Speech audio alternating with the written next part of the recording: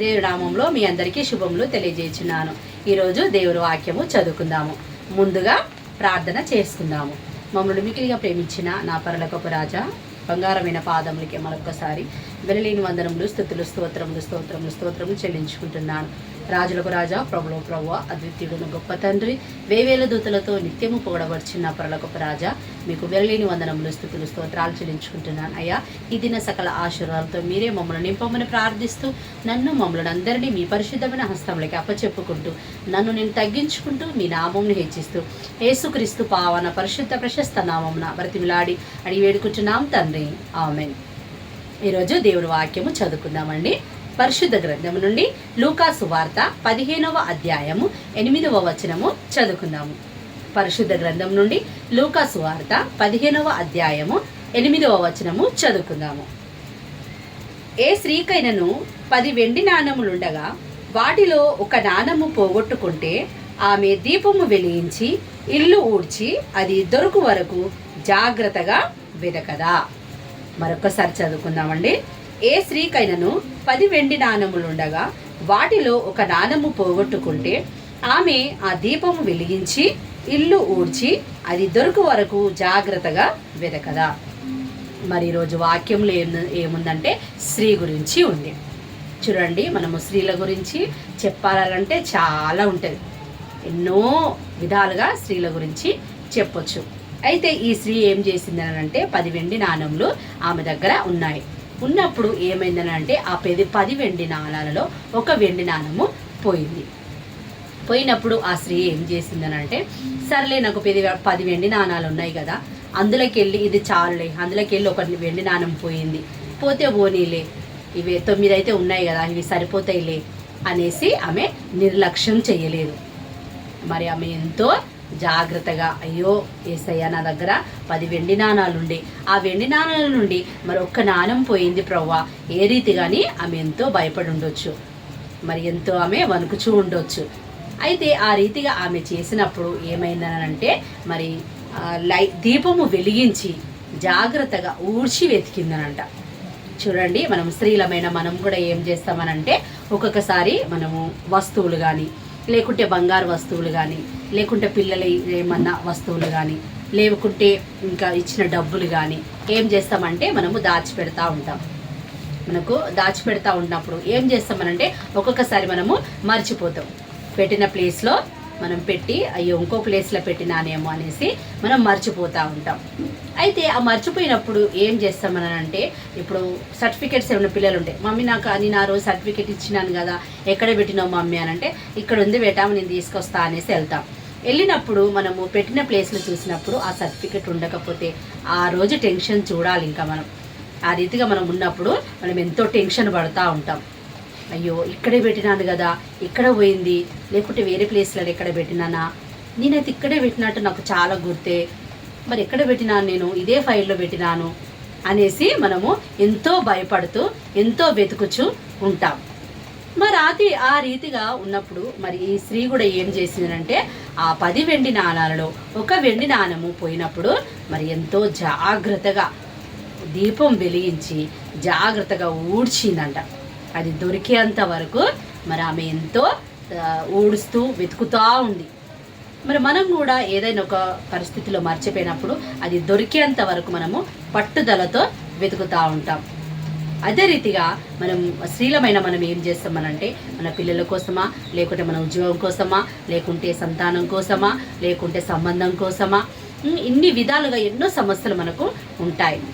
ఆ రీతిగా ఉన్నప్పుడు మరి మనం దేవుని సన్నిధానంలో కూడా పట్టుదలతో ప్రార్థన చేయాలి. దేవా, మరి పిల్లలకు సంబంధాలు రావట్లేదు ప్రవ్వా, ఒక మంచి సంబంధాలు దయచేయి తండ్రి, లేకుంటే పిల్లలకు ఉద్యోగాలు లేవు ప్రవ్వా, సరైన ఉద్యోగం దొరకట్లేదు ప్రవ్వా, మరి మంచి ఒక ఉద్యోగం దయచేయి తండ్రి, లేకుంటే చదువులో బిడ్డలు డల్గా ఉన్నారు ప్రవ్వా, బిడ్డలకు నీ మంచి జ్ఞానాన్ని దయచేయి ప్రవ్వా, నీ మంచి జ్ఞాపక శక్తి తండ్రి, లేకుంటే ఇల్లు లేకుంటే ప్రవ్వా, నాకు మంచి ఇల్లు దయచేయి ప్రవ్వా అనేసి మనము దేవుని సన్నిధానంలో పట్టుదలతో అడగాలి. ఈ 1 సంవత్సరము, 2 సంవత్సరాలు, 3 సంవత్సరాలు అడుగుతా ఉంటప్పుడు అది మనకు దొరకనప్పుడు మనము ఎంత మాత్రం దేవుణ్ణి విడిచిపెట్టొద్దు. ఇన్ని సంవత్సరాల నుండి నేను ప్రార్థన చేస్తున్నాను, మరి ఒక్క సంవత్సరం అని ఒక్కసారన్నా నేను అడిగింది నాకు ఇవ్వట్లేదు యేసయ్య, ఇంకా ఎన్ని సంవత్సరాలు నేను అడగాలి అనేసి మనం ఒక్కొక్కసారి మరి బాధపడుతూ ఉంటాం, వ్యసన పడుతూ ఉంటాం. మరి వేరే వాళ్ళకి చూడండి, వాళ్ళకి ఒక్కసారి చర్చికి వెళ్ళగానే అన్నీ అయిపోయినాయి, వాళ్ళు ఒక్కసారి దేవునికి ప్రార్థన చేయగానే దేవుడు వాళ్ళకి అన్నీ ఇచ్చినాడు అనేసి మనం ఒక్కొక్కసారి అనుకుంటాం. కానీ ఆ రీతిగా అనుకోవద్దు. మరి దేవుడు ఏం చేస్తున్నాడంటే ఆలస్యమే తప్పకుండా, ఆలస్యం వెనుక దేవుడు మీకు ఒక గొప్ప కార్యం జరుగుతుందని చూస్తూ ఉన్నాడు. దేవుడు మనకు చెప్తా ఉన్నాడు. చూడండి, ఇరుకులో విశాలతను ఏర్పరిచే దేవుడు మన దేవుడు కదండి. మరి అలాంటి దేవుడు మనకుండగా మనము అసలు భయపడొద్దు, చింతించొద్దు, మరి దిగులు పడొద్దు. దేవునితో మనం కన్నీటితో ప్రార్థన చేయాలి. దేవా, మరి నాకు ఈ సంవత్సరం అన్న దయచేయి తండ్రి, ఈ సంవత్సరం అన్న నాకు ఉద్యోగం దయచేయి ప్రభువా, ఈ సంవత్సరం అన్న నాకు మంచి ఇల్లు ప్రభువా, ఈ సంవత్సరం అన్న బిడ్డలకు మంచి సంబంధాలు తీసుకురా తండ్రి అనేసి మనం దేవుని సన్నిధానంలో పట్టుదలతో ప్రార్థన చేయాలి. మరి ఎన్నో సమస్యలతో మనం స్త్రీలమైన మనం ఉంటాం కదండి. మన కుటుంబంలో మనం నివసిస్తున్నప్పుడు మరి ఎన్నో సమస్యలతో మనము మరి బాధపడుతూ ఉంటాం, అలసిపోతూ ఉంటాం. ఒక్కొక్కసారి దేవా, నాకేనా ఈ కష్టాలు, నాకేనా ఈ బాధలు అనేసి మనం ఎన్నో బాధలు పడుతూ ఉంటాం. ఆ రీతిగా ఉన్నప్పుడు మనం ఒక్కసారి దేవుని తట్టు తిరిగి దేవుని సన్నిధానంలో మనము ప్రార్థించినట్లయితే దేవుడు తప్పకుండా మన ప్రార్థన ఆలకిస్తాడు. దేవుడు మన ఆకాశంలో నుండి మరి పటజాలంత విస్తారమైన దీవెనలు మీ పైన కుమ్మరిస్తానని దేవుడు మరి వాగ్దానం చేసినాడు. మరి దేవుడు వాగ్దానం చేసినంటే అది తప్పకుండా మన జీవితం పట్ల నెరవేరుస్తూ ఉంటుంది. మరి ఆలస్యం అవుతుందంటే మనం ఇంకా అడుగుతూనే ఉండాలి. దేవుడు ఆలస్యం చేస్తుండే కదా, ఇంకా నా పట్ల చెయ్యడేమో, నాకు ఈ మేలు జరగదేమో, నాకు ఈ కార్యం దేవుడు చెయ్యడేమో, నా జీవితం ఇలా ఈ రీతిగా ఉంటుందేమో అనేసి మనం అస్సలు ఆలోచన పడొద్దు, అది నిరాశ పడొద్దు. మనం నిరాశ పడకుండా మనం దేవుని సన్నిధానంలో మరి ప్రార్థనతో, భక్తితో, మరి పట్టుదలతో దేవుణ్ణి అడిగినట్లయితే దేవుడు తప్పకుండా మన జీవితాల పట్ల మనం ఏ సమస్యతో అడుగుతున్నామో, ఏ కొరతతో మనం అడుగుతున్నామో అది తప్పకుండా నెరవేరుస్తాడు. మరి స్త్రీ ఏం చేసిందండి, మరి ఆ 10 నాణాల నుండి ఒక్క వెండి నాణము పోతే మరి దేవుడు ఎంతో ఆమె పట్ల అద్భుతాన్ని చేసినాడు. ఆమె ఎంత మాత్రం నిర్లక్ష్యం చేయలేదు. నిర్లక్ష్యం చేయకుండా మరి దీపం వెలిగించి చూడండి, మరి చీకటి లేదన్న మనం వస్తువు పోగొట్టుకున్నప్పుడు లైట్లు అన్నీ ఆఫ్ చేసి మనం అది వెతుకుతామండి? వెతకలేం కదా. మనం ఉన్న ఇంట్లో ఎన్ని లైట్లు ఉంటే అన్ని లైట్లు వేస్తూ ఉంటాం, ఇంకా టార్చ్ లైట్ కూడా పట్టుకుంటూ ఉంటాం ఒకవేళ మనకు కనబడకుండే. అయితే ఆ రీతిగా మనం చేసినప్పుడు ఏం చేస్తామంటే, అయ్యో ఇక్కడే పెట్టినాను కదా, అక్కడే పెట్టినాను కదా, నేను పెట్టిన ప్లేస్ ఇదే కదా, నాకు చాలా గుర్తుంది అనేసి మనం పెట్టిన ప్లేస్ను చాలా జాగ్రత్తగా వెతుకుతాం. ఆ ప్లేస్ కాకుండా ఒకవేళ నేను మర్చిపోయి వేరే ప్లేస్ నగిన ఎక్కడైనా పెట్టినానేమో అనేసి ఇంకా అన్ని ప్లేసులు వెతుకుతూ ఉంటాం. వెతికినప్పుడు అది మనకు ఆ వస్తువు, పోయిన వస్తువు దొరికినప్పుడు మనం ఎంత సంతోషిస్తాం కదండి, చాలా సంతోషిస్తాం. ఇంకా అసలు ఆ సంతోషానికి మనకు అంతులు ఉండవు.